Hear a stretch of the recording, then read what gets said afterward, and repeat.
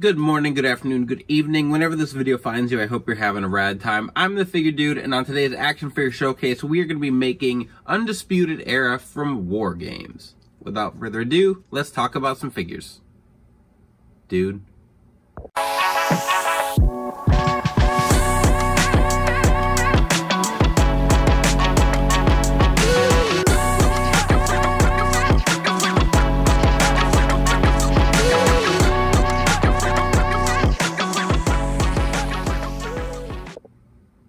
Welcome back. Like I said, today I'm going to be doing the Undisputed Era, and I'm going to be making their War Games attire. So this is not going to be the gray War Games attire that we've gotten officially. I do have all of those. You can see Kyle O'Reilly, that actually is the War Games attire from whatever, like Elite 78 or something, 78 or 79. But we're going to be doing the red attire, and I speak a lot about how much I like to do tag teams, stables. I love to do matching attires, and being able to do 4 that all have matching attires is sounds fantastic. Sounds very fun to me. So what we're going to be doing today, I tried to keep these as stock as possible. So Kyle O'Reilly, Bobby Fish, those are literally repainting their figures. Adam Cole is pieced together with a different formula, so I used the larger Steve Austin legs, but I don't like how tall those usually make him, so I used smaller calves. I used the Tully Blanchard calves. Those are very short to kind of keep him in scale. And then Roderick Strong is the one that is like the tallest of the 3. I used the smaller Johnny Gargano thighs for him, but then the lower calves are the Stone Cold, which are a little bit bigger than the normal ones that he comes with. I just don't have the other ones. So he's not monstrous, but he is a little bit taller than I'd prefer. Not the end of the world.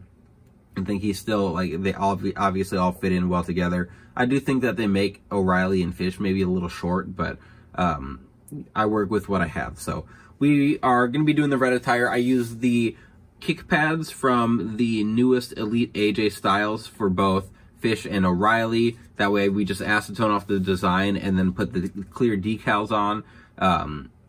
And then Roderick and Cole, God, I blanked out.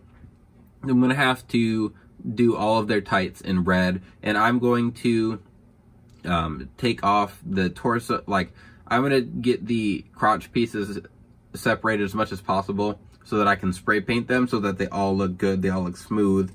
And then we have a ton of decals to do. So a lot of prepping, but then here are O'Reilly's decals. There's his boot decals and everything.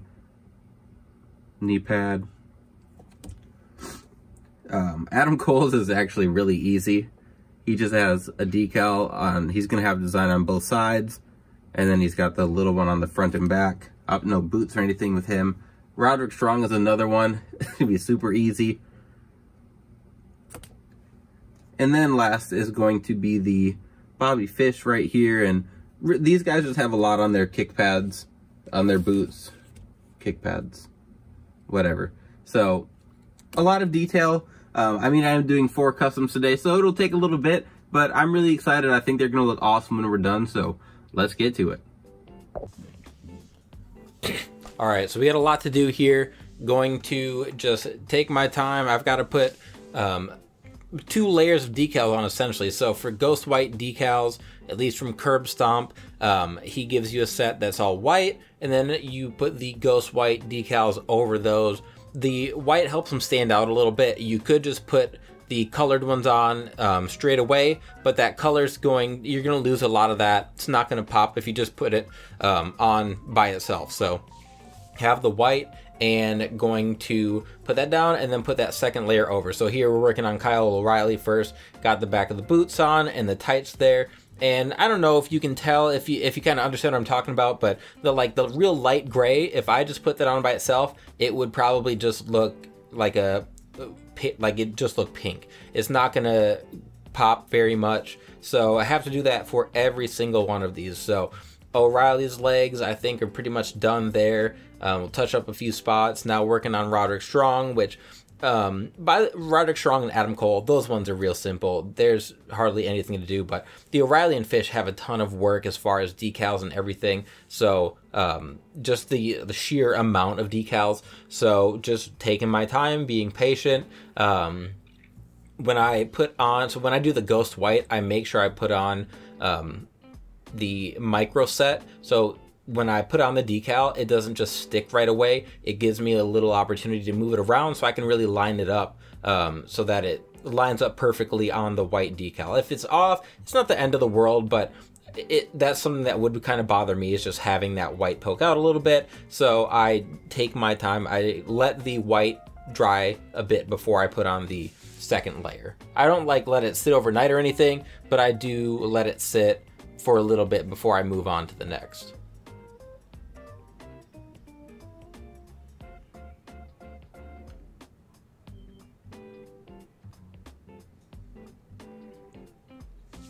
And I could keep talking and talking, but there's really, it's the same process over and over for these guys, just applying everything. I lost the white decals for these Bobby Fish ones, so it's just the black. That'll look fine by itself, but I did have to throw those on without that after all the stuff that I was just telling you guys.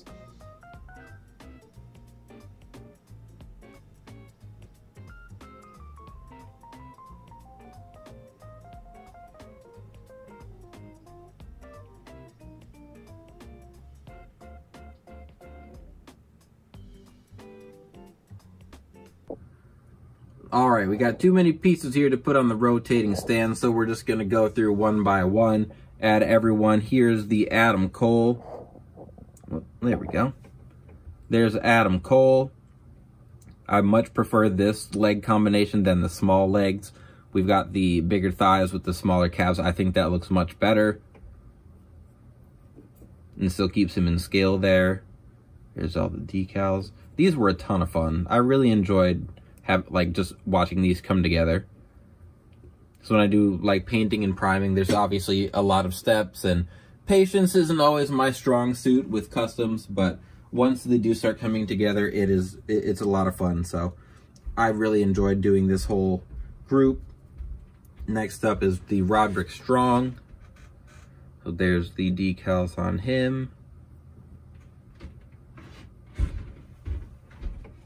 Really, all of these just by themselves weren't crazy. Maybe the Bobby Fish. Bobby Fish and Kyle O'Reilly, kind of didn't realize all the decals I was doing with them. In the time-lapse, I actually didn't have the Bobby Fish tattoo. Yeah, Bobby Fish arm tattoo. When I don't think I lost it. I think either I lost it in my man cave, which is entirely plausible, or it just wasn't in there when I got it from Curb Stomp. So he did send me an extra so I could get that tattoo on. Here's the Kyle O'Reilly.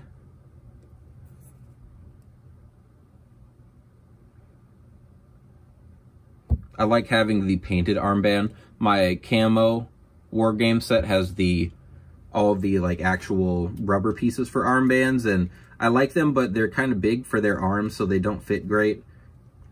I haven't decided if I'm going to put an armband on my Bobby Fish. Obviously, I don't have the painted on one, but there he is with his big tattoo.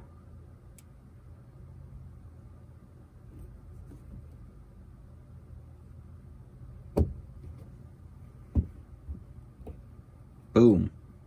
There they all are. We've got the entire set. I do need to get a shirt for Bobby Fish. They all came out in the gray kind of camo print. Undisputed Era shirts, which everyone took off except for Bobby Fish in the match. He wore the shirt the whole time. So I might try and track one down. Curb Stomp didn't have any decals for it. So I might end up going to Threadhead, seeing if he can hook me up. But outside of that, I love these. I'm glad I decided to. I had started out, I was going to just use red crotch pieces, and I'm glad that I decided not to. So they all look uniform. I'm really happy with them.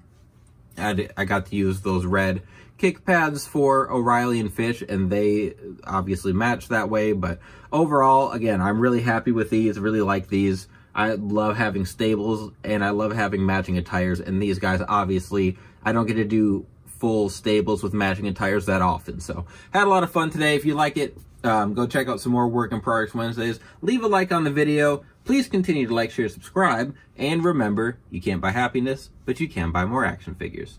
Figure Dude out.